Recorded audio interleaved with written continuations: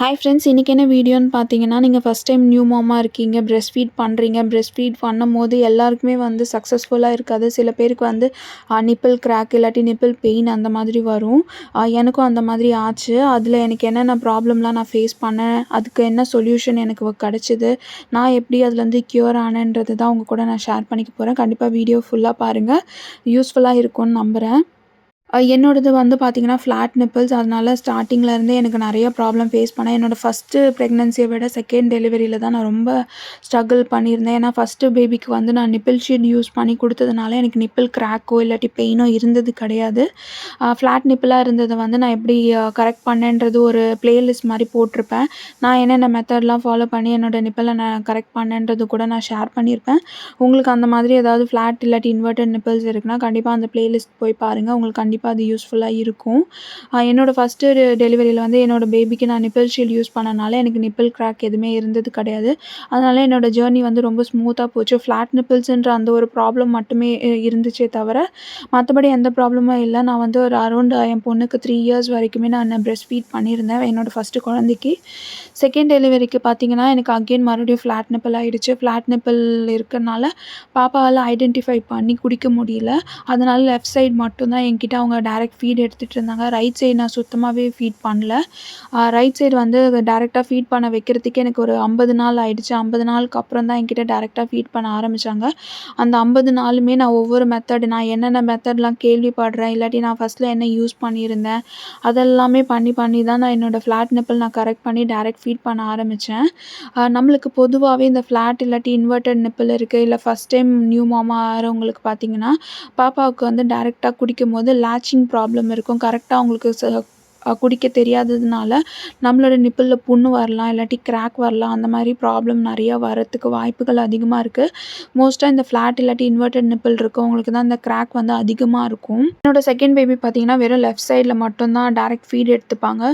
So direct feet எடுத்துக்கிறதுனால starting கொஞ்ச நாள் வந்து டைரெக்டாக குடிக்கும்போது அவங்க ஒழுங்காக லேட்ச் பண்ணி குடிக்காதனால எனக்கு ஹாஸ்பிட்டலில் இருக்கும்போதே எனக்கு வந்து பெயின் ஸ்டார்ட் ஆகிடுச்சு. அது மட்டும் இல்லாமல் என்னோடய இன்வெர்டட் நிப்பிள் ஃப்ளாட் நிப்பிளை சரி பண்ணுறேன்னு சொல்லிவிட்டு என்னோடய ஹாஸ்பிட்டல் வந்து என்னோடய நர்ஸ் வந்து சிரிஞ்சி மெத்தட் யூஸ் பண்ணாங்க. அந்த சிரிஞ்சி மெத்தட் ரொம்ப ஹார்ஷாக அவங்க யூஸ் பண்ணதுனால எனக்கு அப்போவே கிராக் வர ஆரம்பிச்சிச்சு. ஆனால் ஹாஸ்பிட்டலில் இருந்த வரைக்கும் எனக்கு அது பெருசாக தெரியல. வீட்டுக்கு வந்து நான் ஒரு 6வது நாள் நான் வீட்டில் இருந்ததுலேருந்து பார்த்திங்கன்னா எனக்கு வந்து கிராக் அதிகமாகிட்டே போக ஆரம்பிச்சிச்சு. ஒரு கட்டத்தில் எனக்கு வந்து லெஃப்ட் சைடில் மட்டும்தான் நான் கொடுக்குறேன்றதுனால என்னால் ஸ்டாப் பண்ணவும் முடியல. நிப்பிள் ஷீல்டும் யூஸ் பண்ணி பார்த்தேன். நிப்பிள் ஷீல்ட்லேயுமே என்னால் அந்த வலி தாங்க முடியல. பாப்பாவுக்கு அதுலேயே அப்படியே அந்த புண்ணானதுலேயே நான் திரும்ப திரும்ப கொடுக்குறதுனால ரொம்ப கிராக் பெருசாகி பிளட்டே வர ஆரம்பிச்சிச்சு. என்னதான் டாக்டர் சஜஸ்ட் பண்ணுவாங்க, இந்த மாதிரி கிராக் இருந்துச்சுன்னா நிப்பிள் ஷீல்டு யூஸ் பண்ணி நம்ம ஃபீட் பண்ணோன்னா கிராக் அதிகமாகாது, அது மட்டும் இல்லாமல் பெயின் இல்லாமல் இருக்குன்னு சொன்னாங்க. ஆனால் என்னோடய விஷயத்தில் நடந்தது எல்லாமே உல்ட்டா தான். நான் நிப்பிள் ஷீல்டு யூஸ் பண்ணி நான் ஃபீட் பண்ணால் கூட அதுலேயுமே எனக்கு பிளட் வர ஆரம்பிச்சிச்சு.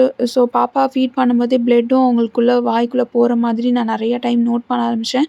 என்னால் அந்த டைமில் நான் கொடுக்காமலேயும் ஸ்டாப் பண்ண முடியாது. ஏன்னா ரைட் சைடில் நான் ஃபுல்லாகவே பாப்பாவுக்கு பால் எக்ஸ்பிரஸ் பண்ணி சங்கில் இல்லாட்டி கிண்ணத்தில் வச்சு தான் கொடுத்துட்ருந்தேன், இங்க் பீலர் யூஸ் பண்ணி. நான் இப்போ லெஃப்ட் சைடும் நான் கொடுக்காம விட்டேன்னா பாப்பா என்கிட்ட டைரெக்ட் ஃபீடே எடுத்துக்க மாட்டாங்கன்ற பயத்தில் எனக்கு வலிச்சாலும் பரவாயில்லன்னு சொல்லிவிட்டு நான் அப்படியே தான் டைரெக்டாக கொடுத்துட்டே தான் இருந்தேன். அப்படி நான் கொடுக்க அந்த புண்ணு வந்து பெருசாகி அந்த கிராக் ரொம்ப பெருசாகிடுச்சு. முன்னாடிலாம் வந்து பாப்பா ஃபீட் பண்ண ஆரம்பித்து ஒரு 10 to 15 மினிட்ஸ் கழிச்சு தான் எனக்கு பெயின் அதிகமாகும். ஆனால் போக போக பார்த்திங்கன்னா அவள் ஸ்டார்ட் பண்ணும்போதே எனக்கு அப்படியே ரொம்ப வலிக்க ஆரம்பிக்கும். பிளட்டும் வர மாதிரி இருக்கும். பிளட் வர மாதிரி இருந்துச்சுன்னா நான் உடனே ஃபீடை ஸ்டார்ட் பண்ணிவிட்டு நான் எக்ஸ்பிரஸ் பண்ண பாலை நான் கொடுக்க ஆரம்பிப்பேன். இந்த மாதிரி தான் போயிட்டுருந்தது. அதனால டாக்டரை நான் கன்சல்ட் பண்ணேன். டாக்டர்கிட்ட நிப்பிள் கிராக்குன்னு சொல்லி பார்க்கும்போது எனக்கு டாக்டர் சஜஸ்ட் பண்ண க்ரீம் பார்த்திங்கன்னா நிப் கேர். ஸோ மோஸ்ட்டாக நிறைய பேர் கேள்விப்பட்டிருப்பீங்க. ஹாஸ்பிட்டல்லேயே நம்மளுக்கு வந்து எழுதி கொடுத்துருப்பாங்க நிப் கேர்ன்னு ஒரு ஆயில்மெண்ட்டு. இந்த ஆயில்மெண்ட் பார்த்திங்கன்னா நீங்கள் ஃபீட் பண்ணி முடிச்சுட்டு அந்த இடத்த க்ளீன் பண்ணிவிட்டு இந்த ஆயில் அப்ளை பண்ணுற மாதிரி இருக்கும். நெக்ஸ்ட் டைம் பாப்பாவுக்கு ஃபீட் பண்ணுறதுக்கு முன்னாடி அந்த இடம் நல்லா வாஷ் பண்ணிட்டோ இல்லாட்டி சுடு தண்ணியில் நல்லா கிளாத்தை முக்கி அந்த இடத்த க்ளீன் பண்ணிவிட்டு ஃபீட் பண்ணுற மாதிரி இருக்கும். ஒவ்வொரு டைமும் நீங்கள் இப்படி பண்ணும்போது உங்களுக்கு ஈஸியாக வந்து புண்ணு வந்து ஆறிடும்ன்ற மாரி சொன்னாங்க. நான் இந்த நிப் கேர் ஆயில்மெண்ட் யூஸ் பண்ணியுமே பார்த்தீங்கன்னா, எனக்கு 50% தான் க்யூர் ஆகுற மாரி இருந்துச்சு. ஏன்னா, நான் ஒரு சைடு மட்டும் தான் நான் ஃபீட் பண்றேன். அதனால நான் ஃப்ரீக்வென்ட்டா அந்த சைடு தான் குடுக்குற மாரி இருந்துச்சு. எவ்ரி 2 ஹவர்ஸ் ஒன்ஸ் நம்ம ஃபீட் பண்றனால, எனக்கு இந்த சைடு எக்ஸ்பிரஸ் பண்ணி குடுக்குற மில்க் வந்து சப்போஸ் பத்தலன்னா, நான் டைரக்ட் ஃபீட் குடுக்குற மாரி இருந்ததுனால, எனக்கு ஆயில்மெண்ட் அடிக்கடி யூஸ் பண்ற மாதிரி இருக்காது. நான் ஒரு டைம் போடணும்.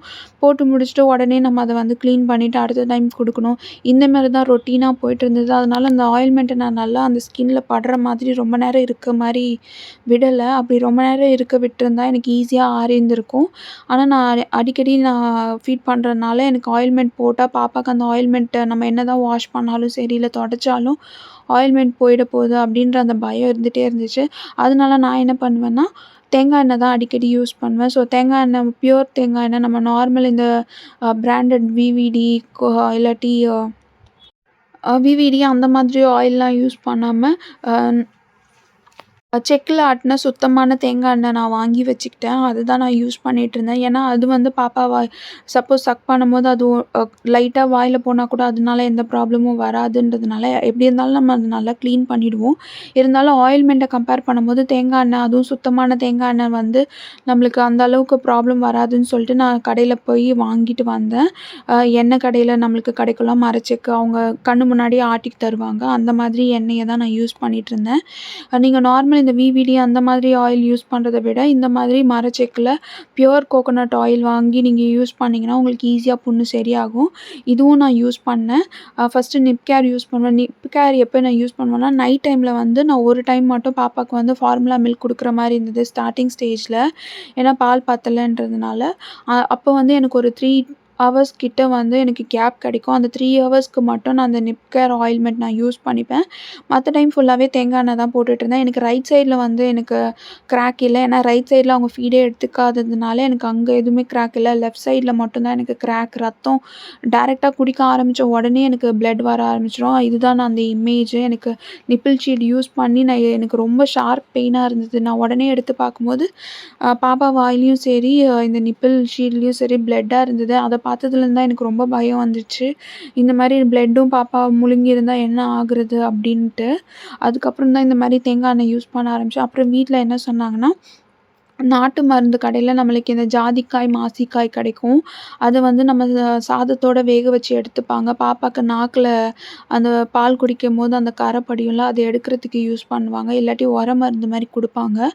அதுக்கு யூஸ் பண்ற அந்த ஜாதிக்காய், மாசிக்காவ வந்து நம்ம தாய்ப்பாலோட நம்ம நல்லா இளச்சி, அத வந்து எந்த இடத்துல கிராக் அதிகமா இருக்கோ, அந்த இடத்துல நம்ம போட்டுட்டு வந்தா கூட புண்ணு சரியாகும்னு சொன்னாங்க. இந்த 3 விஷயத்த தான் நான் மாத்தி மாத்தி யூஸ் பண்ணிட்டுருந்தேன். இந்த 3த்தையும் நான் யூஸ் பண்ண பண்ண தான் எனக்கு சரியாயிடுச்சு. எனக்கு இது உடனே சரியாயிடுச்சான்னு கேட்டா கண்டிப்பா இல்ல. ஒரு 1 மந்த் கிட்ட ஆச்சு. 1 மந்த்துமே நான் இத ரொட்டீனா ஃபாலோ பண்ற மாரி தான் இருந்தது. ஏன்னா பாப்பாக்கு நம்ம ஃபீட் பண்ணி தான் ஆகணும். அதுவும் எனக்கு ஒரு சைடு தான் குடுக்குற மாரி இருந்ததுனால, எனக்கு ஈஸியா புண்ணு ஆறல. இந்த 3 விஷயத்த தான் நான் மாத்தி மாத்தி பண்ணிட்டுருந்தேன். நிப் கேர் ஆயில்மெண்ட் நைட்ல போடுவேன். மத்த நேரத்தில பகல்ல ஃபுல்லாவே பார்த்தீங்கன்னா, தேங்காய் எண்ணெய் யூஸ் பண்ணுவேன். அதுக்கப்புறம் குளிக்க போறதுக்கு முன்னாடி இந்த ஜாதிக்காய், மாசிக்காய் வந்து ஃபுல்லா அப்ளை பண்ணி நல்லா காய விட்டுட்டு, அதுக்கப்புறம் எப்போ குளிக்கிறதுக்கு ஒரு 1 ஹவர் முன்னாடி இல்ல 2 ஹவர்ஸ் முன்னாடி இத யூஸ் பண்ணிப்பேன். குளிச்சுட்டு வந்து பாப்பாக்கு ஃபீட் பண்ற மாதிரி. ஸோ இந்த 3 விஷயங்கள் தான் என்னோட நிப்பிள் கேருக்கு வந்து நான் யூஸ் பண்ணது. இதில தான் எனக்கு க்யூர் ஆச்சு. ஒன்ஸ் பாப்பா நல்லா லேட்ச் பண்ண ஆரம்பிச்சுட்டாங்க. கரெக்ட்டா அவங்களுக்கு வந்து குடிக்க தெரிஞ்சுச்சுன்னா, இந்த ப்ராப்ளமே இருக்காது. மோஸ்ட்டா இந்த ஃப்ளாட் நிப்பிள்ஸ், இன்வெர்டட் நிப்பிள்ஸ் இருக்கவங்களுக்கு இந்த மாரி கிராக் வரும். அது மட்டும் இல்லாம நீங்க சிரிஞ்சி மெத்தட் யூஸ் பண்றீங்க, நிப்பிள் கரெக்ட் பண்றதுக்கு அப்படின்னா, அவங்க எல்லாருக்குமே இந்த மாரி நிப்பிள் கிராக் ஆகும், புண்ணு வரும். இல்லாட்டி ஃபுல்லாவே ஷார்ப் அப்படியே ஊசி குத்துற மாதிரி பெயின் இருக்கும். இதுக்கு எல்லாத்துக்குமே காரணம் பார்த்தீங்கன்னா, அந்த சிரிஞ்சி மெத்தட் யூஸ் பண்றவங்களுக்கு தான் மோஸ்ட்டா வரும். எனக்கும் அந்த மாதிரி தான் ஆச்சு. நான் சிரிஞ்சி மெத்தட் சுத்தமா ஸ்டாப் பண்ணிட்டேன். ஃப்ளாட் நிப்பிள் சரி பண்றதுக்கு. எனக்கு பிகினிங் ஸ்டேஜ்ல வந்து என்னோட நர்ஸ் எப்படி பண்ணணும்னு தெரியாம, அவங்க பிடிச்சு ரொம்ப ஹார்ஷா அத வந்து இழுத்து விட்டதுனால, அந்த இடம் ஃபுல்லா கிராக் ஆயி, ரொம்பவே ப்ராப்ளம் ஃபேஸ் பண்ணி ரத்தம் வர ஆரம்பிச்சுரும். ஃபுல்லாவே பிளட்டாவே. அந்த பிளட்டோட என்னால பாப்பாக்கு ஃபீட் பண்ண முடியாது. அதனால தான் டாக்டர போய் கன்சல்ட் பண்ணேன். டாக்டர் கன்சல்ட் பண்ணதுக்கு எனக்கு நிப் கேர் இந்த ஆயில்மெண்ட் தான் குடுத்தாங்க. ஆனா, அந்த ஆயில்மெண்ட் போட்டாலும் ஃபுல்லா நம்மளால அத வந்து ஸ்கின்ல இருக்க வைக்க முடியாது. நம்ம ட்ரெஸ்ல அது படுற மாதிரி இருக்கும். இல்ல பாப்பாக்கு உடனே ஃபீட் பண்ற மாதிரி இருக்கும். அந்த மாரி இருக்குன்றதுனால தான் நான் வந்து coconut oil, pure coconut oil வாங்கி வச்சிருந்தேன். அதுக்கப்புறம் நாட்டு மருந்து அதையும் விடக்கூடாது. என்னென்ன ரெமெடிலாம் சொல்றாங்களோ எல்லாமே நான் யூஸ் பண்றது. அப்படிதான் நான் வந்து என்னோட நிப்பிள் கிராக்க நான் சரி பண்ணேன். கண்டிப்பா உங்களுக்கு இந்த வீடியோ யூஸ்ஃபுல்லா இருக்கும்னு நம்புறேன். சப்போஸ் உங்களுக்கு இந்த மாரி கிராக் மாரி இருக்கு அப்படின்னா, இந்த 3 விஷயத்த ஃபாலோ பண்ணுங்க. கண்டிப்பா உங்களுக்கும் சரியாகிடும். எனக்கு வந்து 1 மந்த் கிட்ட ஆச்சு. இத சரி பண்றதுக்கு. கண்டிப்பா நீங்களும் வந்து உங்களுக்கு டபுள் சைடும் பாப்பாக்கு வந்து ஃபீட் பண்றீங்க அப்படின்னா, உங்களுக்கு இது வந்து சீக்கிரமாவே ஆறியிருக்கலாம். எனக்கு வந்து ஒரு சைடு தான் நான் ஃபீட் பண்ணேன்றதுனால, எனக்கு அந்த எந்த ஒரு ஆயில்மெண்ட்டாவும் இருக்கட்டும், இல்ல கோகோனட் ஆயிலா இருக்கட்டும், ரொம்ப நேரம் என்னால ஸ்கின்ல இருக்க வைக்க முடியலன்றதுனால தான் எனக்கு 1 மந்த் கிட்ட எடுத்துச்சு. சப்போஸ் உங்களுக்கு வந்து நீங்க 2 சைடுமே ஃபீட் பண்றீங்க, அதனால மாத்தி மாத்தி குடுத்தீங்கன்னா, உங்களுக்கு ஈஸியா வந்து க்யூர் ஆயிடும். சப்போஸ் சில பேருக்கு நிப்பிள் ஷீல்டு வச்சு நம்ம ஃபீட் பண்ணலான்னு சொன்னாங்க. எனக்கு வந்து நிப்பிள் ஷீல்டு வச்சு ஃபீட் பண்ணாலுமே இந்த மாரி பிளட் வந்தது. புண்ணு அதிகமா தான் ஆச்சு. அதனால எனக்கு ஒர்க் அவுட் ஆகல. சப்போஸ் உங்களுக்கு வந்து ஷீல்டு வச்சு நீங்க ஃபீட் பண்றது கம்ஃபர்டபுளா இருந்துச்சுன்னா, அது கூட ட்ரை பண்ணுங்க. உங்களுக்கு வந்து ஈஸியா க்யூர் ஆயிடும். இந்த வீடியோ வந்து உங்களுக்கு யூஸ்ஃபுல்லா இருக்கும் அப்படின்னு நம்புனீங்கன்னா, உங்க நியூ மாம் யாருக்காவது இந்த ப்ராப்ளம் ஃபேஸ் பண்றாங்கன்னா, அவங்களுக்கும் மறக்காம ஷேர் பண்ணுங்க. நெக்ஸ்ட் வீடியோல பார்க்கலாம்.